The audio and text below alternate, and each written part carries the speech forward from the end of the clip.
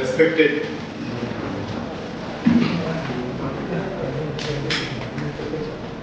Her Excellency, greatest personality in the world, and whom she is contributing a lot to the Commonwealth relations and to the world, rest of the world. Patricia Scotland G, most welcome to you to this Godavari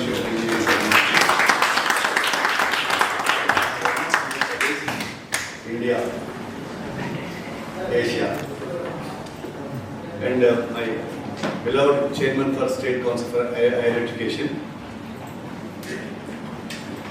and what personality, Sri NAAC, and my good friend, Special Chief Secretary to Government of Meghalaya, contributing a lot to the state of Tamil Nadu, state of Andhra Pradesh, and Meghalaya, and other states, especially Meghalaya, he made it really because he belongs to my place, last place, and it's a suggestion, Sampath Kumar, 97 batch. Yes. Welcome, Mr. Sampath. I request Tej Bhatkar, Joint Director of East Godavari. Man behind this, all these programs, who is from my village, greatest personality, my loving friend, Professor Samir Gandhi. Most welcome, University of Berkeley, California, and we are together. We are doing a lot, but still we have proposals to extend the possibilities of what we can contribute to the nation or to the globe. So most welcome to you. And key person, Vice Chairman and MD of this GIET institutions and Chaitanya Group, Chiranjeevi Shashi Varma. And today, sir, your presence today excellent, extremely. Yesterday also we had a wonderful time with you, along with the greatest personality, madam. Thank you for joining us. Deborah Michael Grace, Chief of the Staff of Commonwealth Secretariat. 1 minute, 1 second, please. Because all these things are happening. Thank you very much. Sushil Chandra, Youth Section, Commonwealth Secretariat.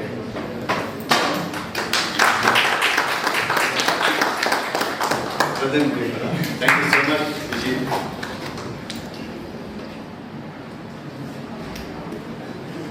Chidambaram Muttaya Garu, Honorary Council of Finland.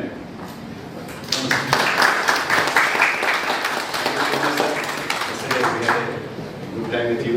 Thank you so much for joining us. Thank you. Thanks, Professor Saji Varghese, Bangalore.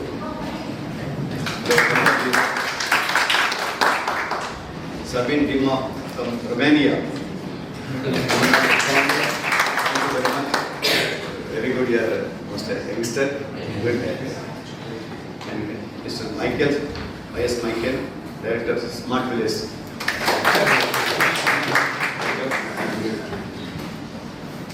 And the directors, deans, principals of these institutions with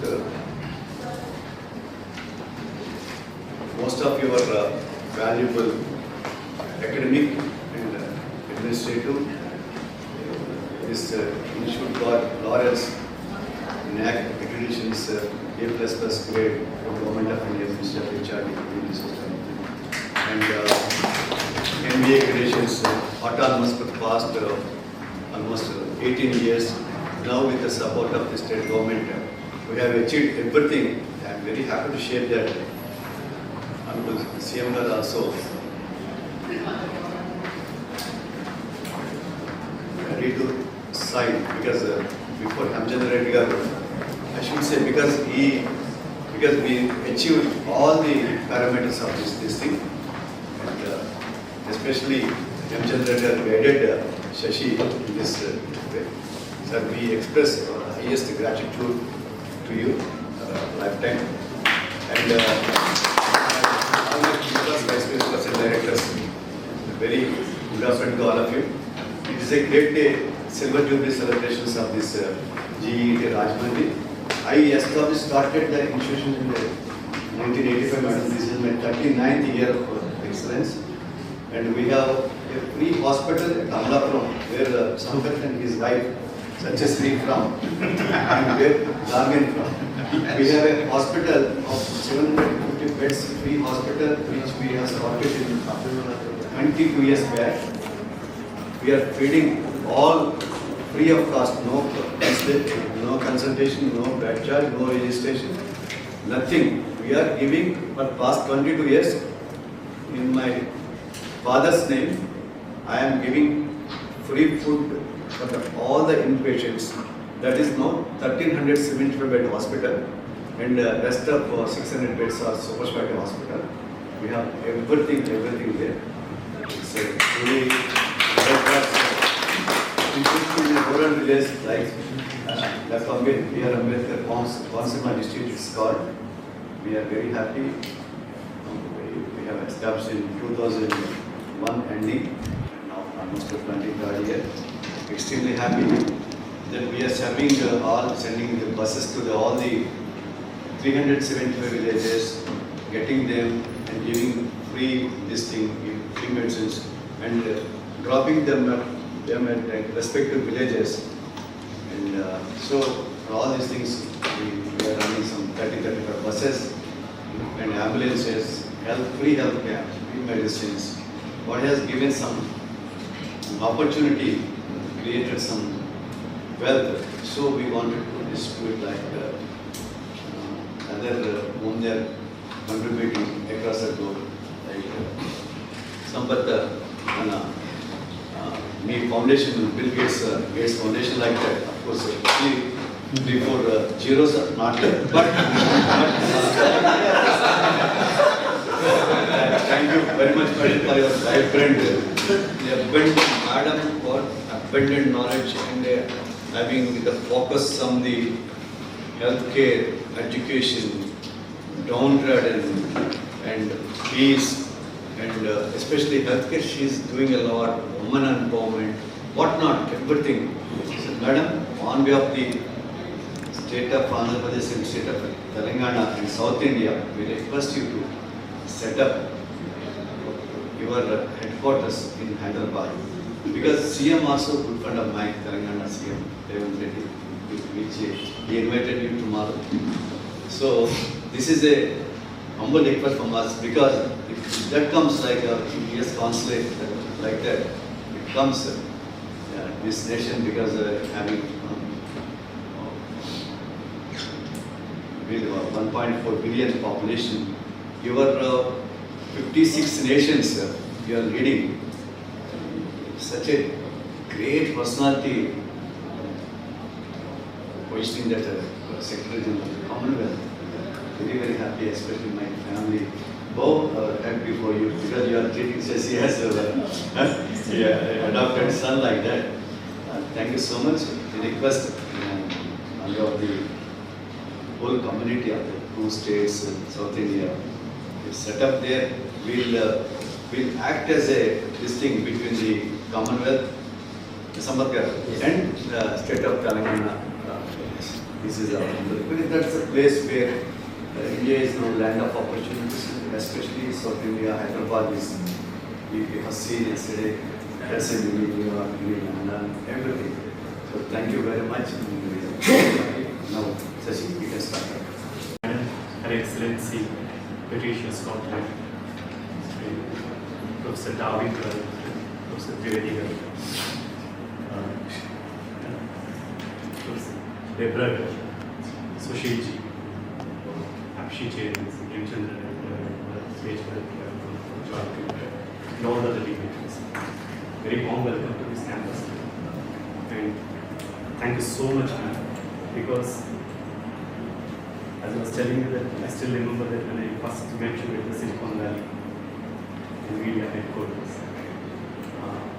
Though I've been continuously following with your office, I didn't think that we come all the way to Rajamahendravaram. Probably we thought of doing this event. Initially I was telling that my professors and deans and directors that we might have to go to Hyderabad because madam might not travel here for a day, a whole day spending in our institution in this region particularly. It's a great honor for us. I know that the last 10 days, if I look at your travel that you've been traveling to Kenya, to Israel, Hyderabad, and going back and again to other countries, 56, representing the Commonwealth of 56 nations is a very big thing. And apart from that, madam, when I propose to offer the scholarships, 100 scholarships coming from the Commonwealth nations to study in our campus, there is a big takeaway from our end also. The big takeaway for us is that we will get a lot of diverse students in our campus. And thanks to the Government of India, Honorable Prime Minister Narendra Modi has started the Indo-African Scholarship Program initiated like 6-7 years back. And I'm so happy to share that we are part of the Study in India program. There is a large number of students coming from African countries, 55 nations, and Southeast Asian countries, and Nepal, Bangladesh. And those are the first scholarships funded by the Government of India. But apart from that, joining now the Commonwealth students in our public institution is a great thing for us. And thank you so much for giving this opportunity. And I also want to announce one more thing. Apart from this student studying here for 4-year program, it just came with Trivedi Garu and Professor Darwin sir. I was sitting like between the UC Berkeley and the Harvard, and Sari is the special envoy for SDG programs for Commonwealth. So it's 2 days, in the next 2 days that I'm going to be with you, including you, ma'am. It's a great learning experience for me. I think I said I should owe you to pay something. So like if I attend to some program in the ISD or in Harvard, if I come and attend, I know how valuable it is. I think I'm getting all that learning to listen. Thank you so much for giving that opportunity. So with this, I would like to announce the scholarship program. Nations.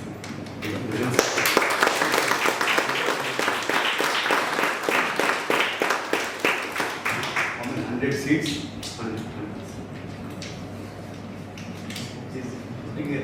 Request team, so that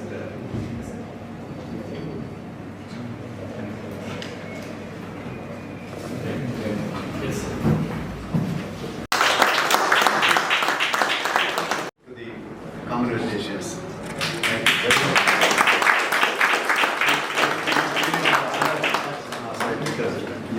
Your office can choose the students and they get the wonderful opportunities in their lives. So yesterday, as you said in Hyderabad, giving 100, she has mentioned that it's helpful to the changing millions of people. We cannot imagine, madam, yesterday's your speech in his father-in-law's house. And yesterday, sir, all of you, sir, 110 top-class industries. Top, they have all come, and at least she spent almost 3.5 hours time with them. Extremely happy, extremely happy, extremely happy.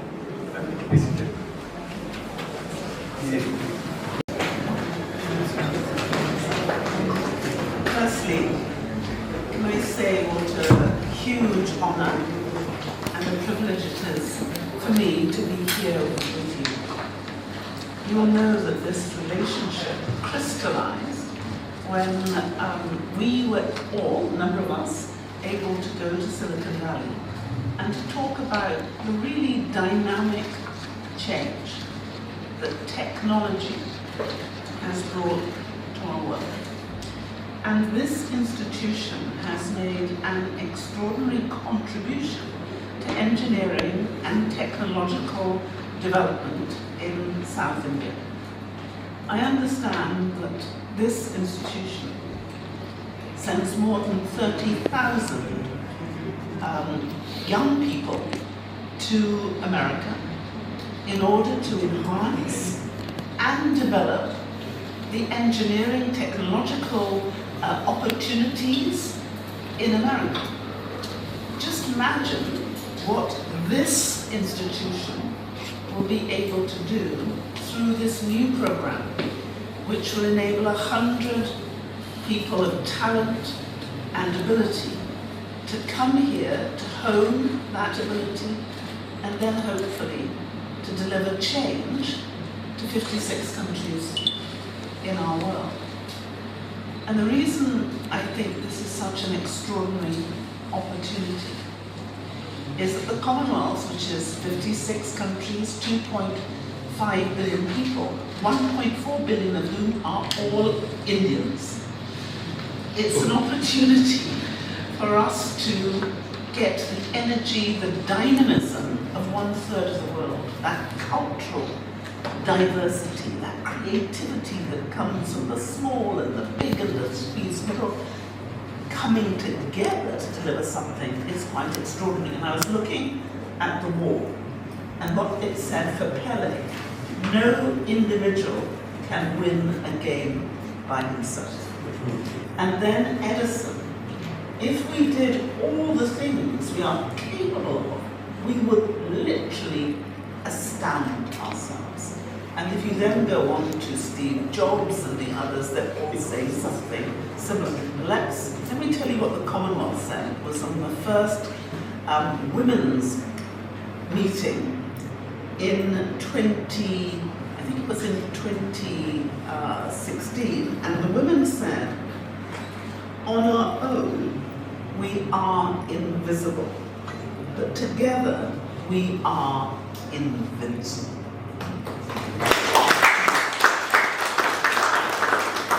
And that's what you're doing. And this is why I thank you. Because you are helping those who are poor, who are small in the developing world, who for many are invisible. You're bringing them together, training them, helping them, supporting them, enabling them, so that when they come together with the power of innovation and creativity and change, they can become invincible. Not just for India, not just for the Commonwealth, but really for our world. We have so many complex, difficult, challenging issues with which to deal today. And we know when we look at the unicorns that have been made across the world that India is creating a disproportionately large number of, and they are primarily coming from micro, small and medium-sized businesses which were initially created by those under the age of 30. So we know that there will be people coming to your university who will change the world. And they will do it because you taught them, you helped them. So I really want to say thank you on behalf of our Commonwealth. These 100 places, I honestly believe will be taken up very quickly. And the fact that this is an annual number will mean that we will grow exponentially. And I understand that the value of these 100 scholarships is about $10 million US. So I thank you on behalf of every single scholar who will have the privilege of coming to work here. But I thank you much, much more for what those scholars will then go on to achieve. Because the seed will be planted here, but the fruit will be garnered across our Commonwealth. And for that, I thank you.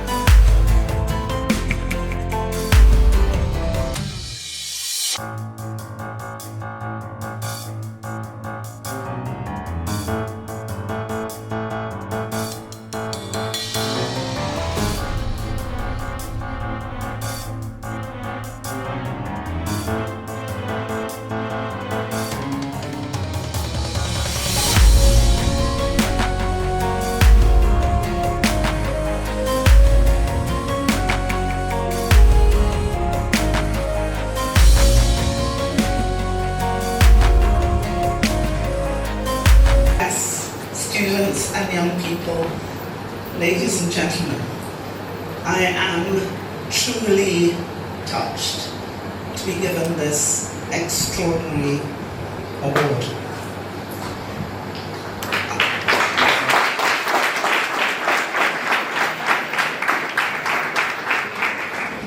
Arthur Cotton and I have one thing in common: sustaining our family of nations and its values and principles.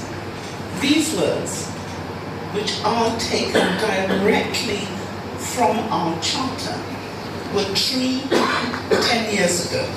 Indeed, they have always been true, and they remain true today. Again and again, Commonwealth leaders have committed to investing in and promoting youth development, particularly through the creation of opportunities for youth employment and entrepreneurship. And with this in mind, during our last Heads of Government meeting in Kigali, Commonwealth leaders took the unique and special step of dedicating 2023-2024 as the year of youth, for youth-led action for sustainable and inclusive development. And they have called on governments, institutions and citizens at all levels to renew and strengthen their commitment to youth engagement and empowerment. The Year of the Youth is dedicated to recognizing, celebrating and amplifying the voices of young people who form the vibrant core of our Commonwealth family. And it's an opportunity for us to reaffirm our commitment to creating a world where every young person, regardless of their background, has the opportunity to thrive, contribute, and shape their own destiny. It exemplifies our commitment to youth empowerment, and our efforts have redoubled. Across the Commonwealth, through the Year of Youth, the mindset has shifted, recognizing that young people are not just beneficiaries of our efforts, they are active agents of change, partners in development, and leaders of today, not just of tomorrow. Acknowledging that the energy, creativity, and determination of our youth are the driving forces behind our collective progress. The dreams, aspirations, and actions of young people have the power to transform our countries and our world. Throughout the Commonwealth, governments, young people, and their partners in progress continue to organise events and activities to mark the Year of the Youth. And I am so grateful, Chairman, so grateful that the group of institutions has joined us in this endeavour today. Our focus on youth during this designated Year of Youth often underscores the critical role education plays in empowering and shaping young people as agents of change. And these 100 scholarships, which were acknowledged and announced today, I believe is another step on the road to change, sustainability, and everything that we aspire this world to be.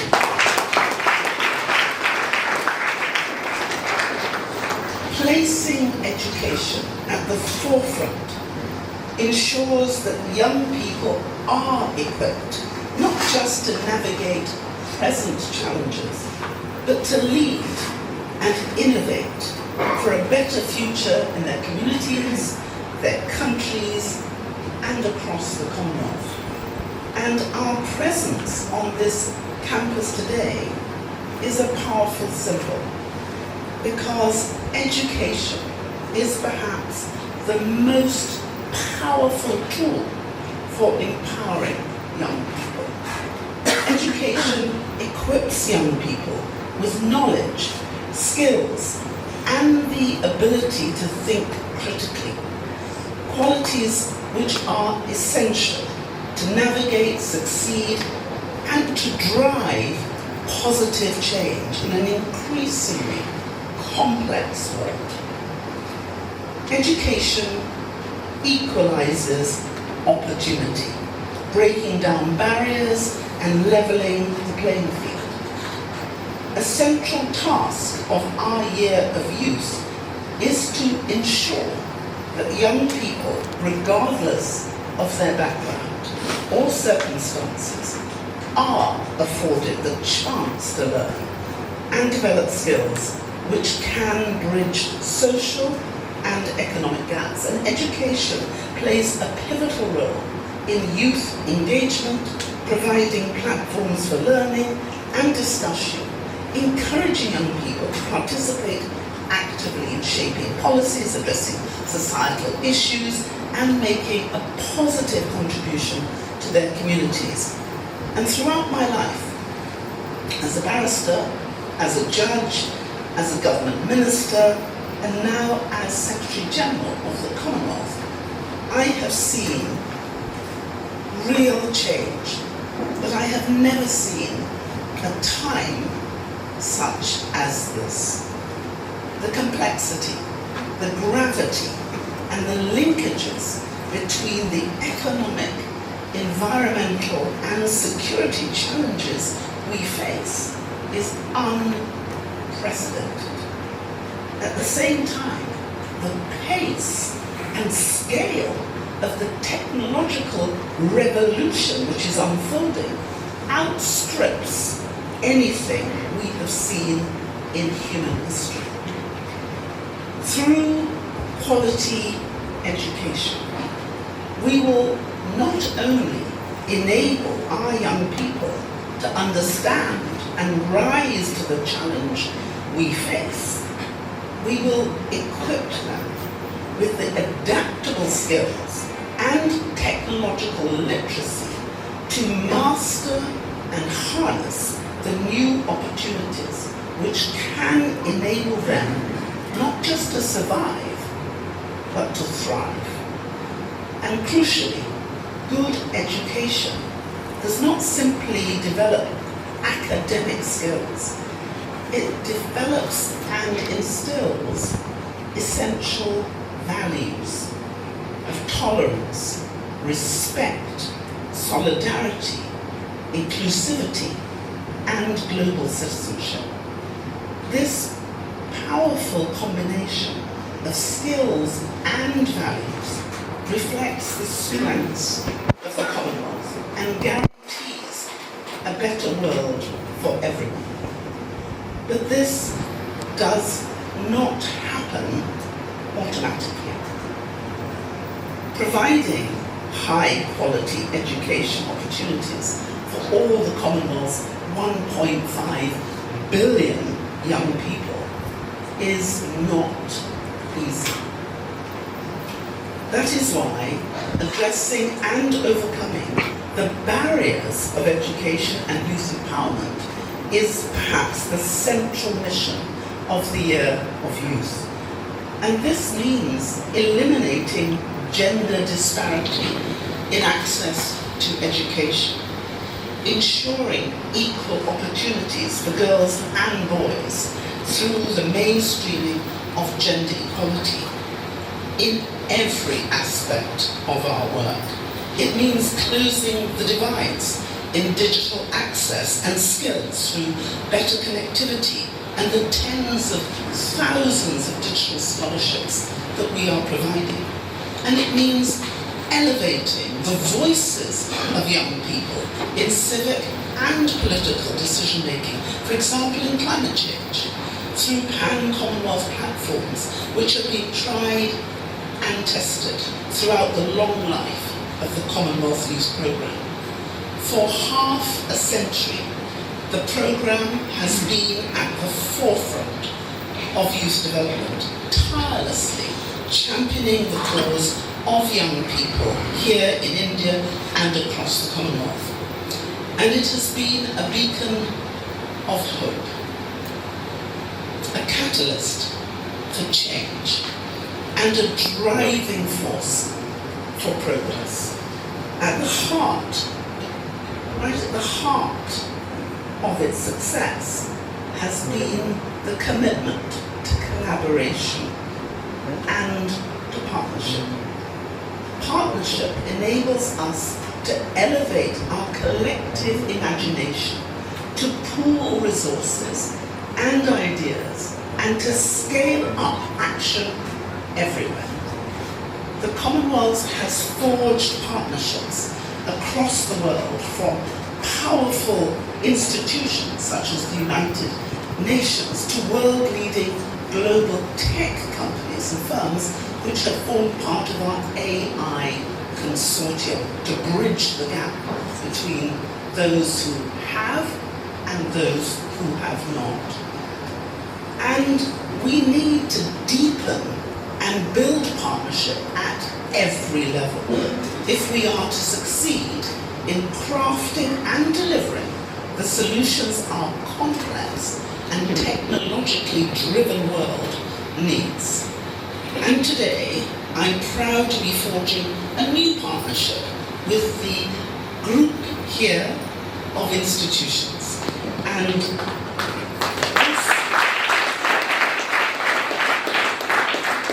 this partnership, as I've referred to already, includes the generous offer of the 100 Commonwealth scholarships to deserving those who are aspiring to higher education, but much more importantly, those who are aspiring to be the change that we need to make in our world. Those who have hope and passion in order to do better. So this significant contribution that's been made today, I really wish to thank the chairman, the board, and the management of the group for their vision and their generosity. And I hope this is just the first step in a long and productive partnership. But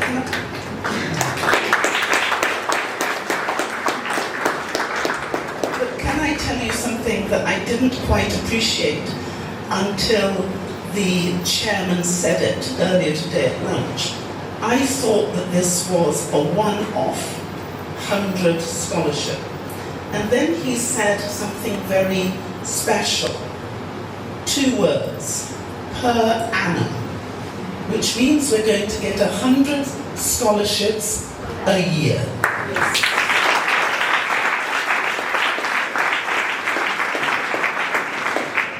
And so I think I don't want to do 10 million thank yous. Thank you, thank you, thank you, thank you, thank you.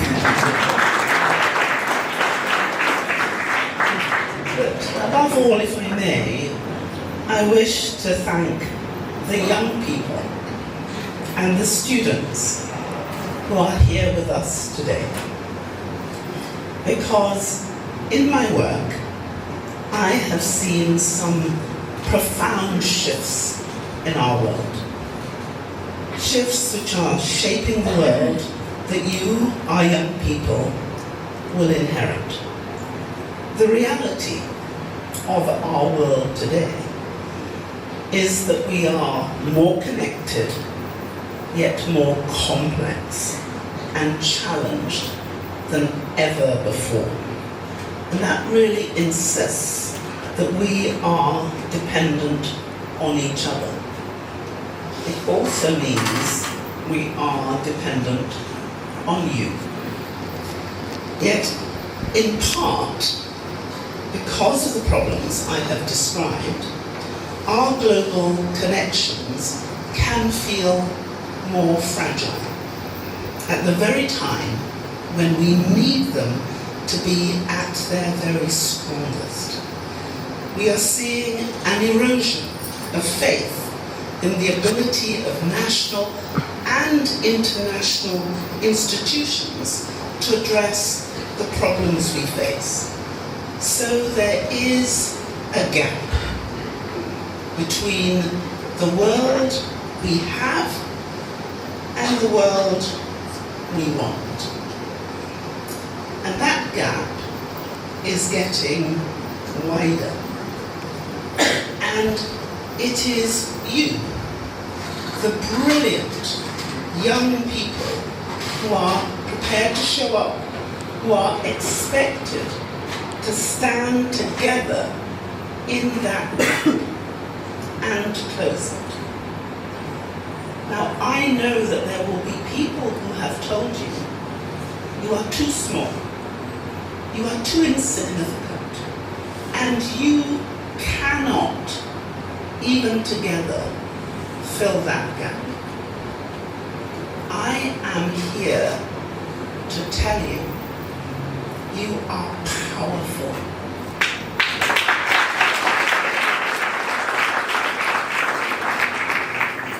You are able, and you can, if you choose, fill that gap. And that this time is your time. Your time. You have the will. You have the skill. And your place in the Commonwealth gives you a platform through which and on which you can together, if you choose, exercise that power. And when I look around this room today, and I'm convinced that we are more than equal to the challenges we face. Just look at the people on this platform. How many of us thought that we would be sitting between Berkeley and Harvard?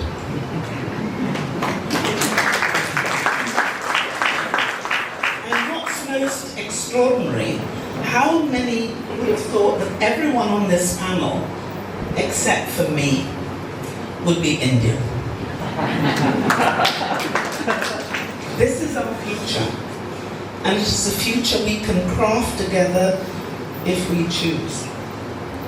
Now, I want to remind you, as young people, that it is and it will be your courage, your heart, your thirst for progress, and yes, your ability to harness the remarkable tools which you have been given through your education.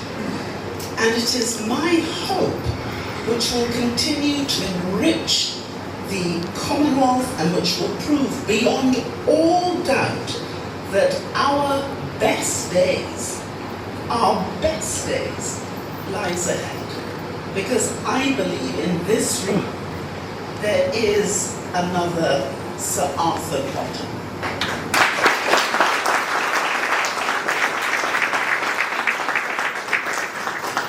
And maybe she will come up with the changes we need. But you know, it has to be men and women working together.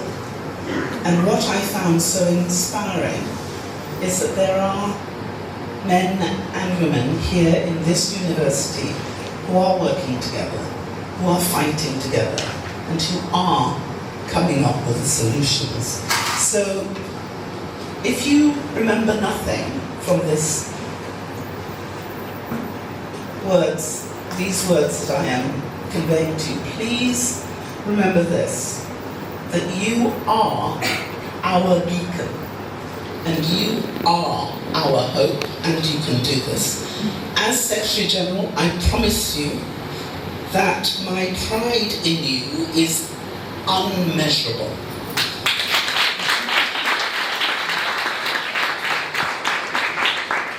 That my faith in you is unshakable.